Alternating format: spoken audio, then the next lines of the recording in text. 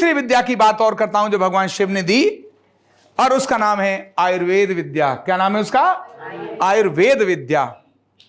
कमाल है, भगवान शिव ने, शिव ही है आयुर्वेद के प्रथम देने वाले।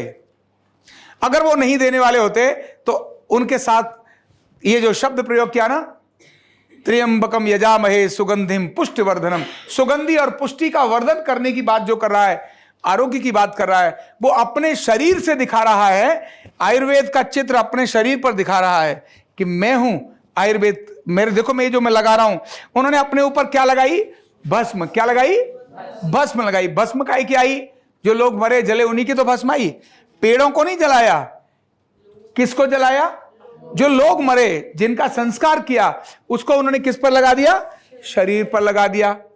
अभी वो इधर तीन चीजें देखते हैं। त्रिशूल, अब त्रिशूल तीनों प्रकृतियों को बताता है और तीनों दोषों के बारे में कहता है।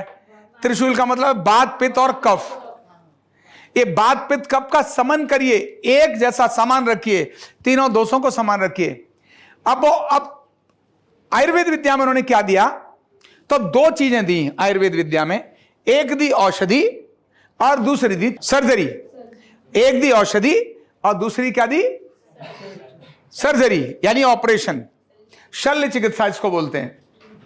भगवान शिव ही हैं शल्य चिकित्सा के जनक, और भगवान शिव ही हैं आयुर्वेद विद्या के जनक। क्योंकि उनको भस्म लगाने के लिए किसी और ने सिखाया नहीं था, उनको जहर पीने के लिए किसी और ने सिखाया नहीं था, उन्होंने गर्दन में सांप लटकाने के लिए किसी और ने सिखाया नहीं था, चंद्रमा उनके सिर पर है ये किसी और सिखाया नहीं था, गंगा जी उनके सिर से निकल रही है ये किसी और ने उनको सिखाया नहीं था। ये वो स्किल था, वो हुनर था जो भगवान शिव ने आयुर्वेद के रूप में तीसरी विद्या दी। और आयुर्वेद जो विद्या दी हमको, उसमें एक दी औषधि और दूसरी क्या दी? शल्य। अब इसकी शुरुआत कहां से करी? तो इसकी शुरुआत उन्होंने अपने घर से ही करी, खुद से करी। इसका पर्पज भी आयुर्वेद का बैलेंसिंग है। क्या है? योग का भी बैलेंसिंग था, अर्धनारीश्वर का भी बैलेंसिंग है, और आयुर्वेद का भी बैलेंसिंग है। इसीलिए आयुर्वेद की परिभाषा लिखी हमारे बाद में ऋषियों ने, और कहा समदोष। सम मतलब बैलेंस, समदोष, तीनों दोष बैलेंस। समग्निश, अग्निया कैसी? सम यानी बैलेंस। समदोष, समग्निश, समधातु, धातु मतलब जितनी मटेरियल है, समधातु, मलक्रिय, एक्सक्रीशंस जो शरीर से बाहर जाने चाहिए, लैट्रिन है, पेशाब है, पसीना है, थूक है, श्वास है, ये सब क्या है? एक्सक्रीशंस। उन्होंने कहा सम, बैलेंस। समदोष, समग्निश, समधातु, मलक्रिय, एक्सक्रीशंस, प्रसन्न आत्मेंद्रिय मनः। उन्होंने संस्कृत का परिभाषा दी, आयुर्वेद में स्वास्थ्य की परिभाषा दी। वास्तव में ये समानता शल्य से और औषधि से उन्होंने हमारे को देने का प्रयास किया, और उसमें अंदर उन्होंने क्या क्या प्रयोग किया वो आप लिखिए। सर्जरी में शुरुआत उन्होंने की अपने बच्चे से। किससे की? उन्होंने कहा भाई घर से ही सर्जरी शुरू करेंगे, और सर्जरी भी ऐसी जो कल्पना से परे। अभी तो ब्रेन का ट्रांसप्लांट करना बहुत मुश्किल है, ऑर्गन ट्रांसप्लांट में ब्रेन का ट्रांसप्लांट संभव नहीं है, और वो भी उसका जानवर के बच्चे के सिर का ट्रांसप्लांट इंसान के बच्चे के सिर पर कर देना, ये कल्पना से परे है। लेकिन भाई ये कल्पना नहीं है, ये प्रैक्टिकल है, क्योंकि हजारों वर्षों से भारत में शल्य चिकित्सा बहुत यूनिक रही है, बहुत यूनिक रही है, जिसकी चर्चा मैं अभी नहीं करूंगा। तो एक था सर्जरी जो उन्होंने दी, जो अपने घर में बच्चे का ट्रांसप्लांट करने के बाद दी, और दूसरी उन्होंने दी औषधि। औषधि में क्या क्या प्रयोग किया यह समझने की जरूरत है। तो औषधि में उन्होंने वनस्पति का प्रयोग किया। किसका प्रयोग किया? वनस्पति। नंबर 2, खनिज, जितने भी खनिज संपदाएं हैं उनका प्रयोग किया। नंबर 3, जीव जंतुओं का प्रयोग किया। जीव जंतु, जितने भी जीव जंतु हैं सभी औषधि के रूप में प्रयोग में किए उन्होंने। और चौथा उन्होंने प्रयोग किया पंचतत्व का। किसका प्रयोग किया? पंचतत्व मतलब अग्नि का किया, जल का किया, आकाश का किया, वायु का किया, और मिट्टी का भी किया, धरती का भी किया। पंचतत्व, इन सब का प्रयोग उन्होंने किया। वैसे तो औषधि में भी पंचतत्व हैं, वनस्पति में भी पंचतत्व हैं, लेकिन जल का अलग से प्रयोग किया। उन्होंने दिखाया, देखो ये सिर से जल सिर कैसा रहना चाहिए? ठंडा। कैसा रहना चाहिए? जल की आवश्यकता है, ठंडा रखिए। यहां पर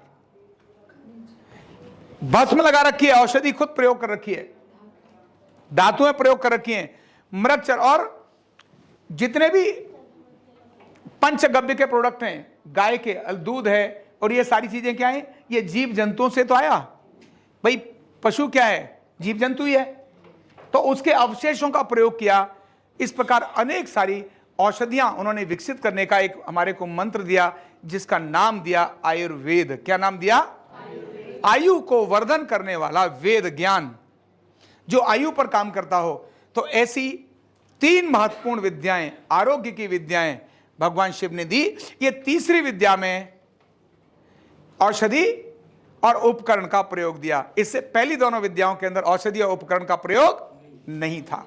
योग विद्या में व्यक्ति खुद कर सकता था, अर्धनारीश्वर विद्या के अंदर खुद भी कर सकता है, दूसरा भी कर सकता है। इन दोनों के अंदर कोई औषधि, किसी उपकरण का प्रयोग नहीं। और तीसरी विद्या दी उन्होंने, वो दी आयुर्वेद विद्या। ये आयुर्वेद विद्या के अंदर औषधि यानी बाहरी साधन की जरूरत है, और वो है किसी वनस्पति की, किसी भी जीव जंतु के अवशेष की। इसीलिए विष को खत्म करने के लिए विष का प्रयोग किया जाता है। ये जीव जंतु के नाम से ही उनके जो गर्दन में सर्प है, ये जीव जंतु ही तो है। जहर को कैसे पीकर उसको शांत रखना, ये औषधि ही तो है। औषधि ही तो है। शरीर पर जो भस्म लगाई है, ये भी क्या है? औषधि ही तो है। और इसीलिए उनके बारे में कहते हैं त्र्यंबकम यजामहे सुगंधिम पुष्टि वर्धनम। सुगंधि और पुष्टि का वर्धन करने वाले हे भगवान शिव, आपने ही इन तीनों विद्याओं को हमें दिया है। उनमें से दूसरी विद्या, जिसका नाम क्या है? अर्धनारीश्वर विद्या। यह अर्धनारीश्वर विद्या, इसकी प्रैक्टिस आज हम करने वाले हैं, इसको हम सीखने वाले हैं, ढांचा और रसायन। तो मैंने केवल आज आपका कॉन्सेप्ट एक दिया कि आखिर जो चीज आप अपने ज्ञान विज्ञान के बारे में आप जानते कि नहीं जानते, आप भगवान शिव के बारे में आप जानते कि नहीं जानते, भगवान शिव को आपका देखने का नजरिया कैसा है। अरे भगवान शिव तो वही हैं जो ओरिजिनल स्किल देने वाले, तो वही हैं। आप जाने कि सारे कौशल अगर कहीं से आए हैं, हुनर जहां से कहीं से आए हैं, स्किल जहां से आई हैं, वो पहला भगवान शिव ही हैं। उन्हीं से सारी स्किल्स नीचे निकल कर आई हैं, और इनके मैंने प्रैक्टिकल व्यवहारिक उदाहरण आपके सामने रखे। तो हमने तीनों चीजों की बात करी।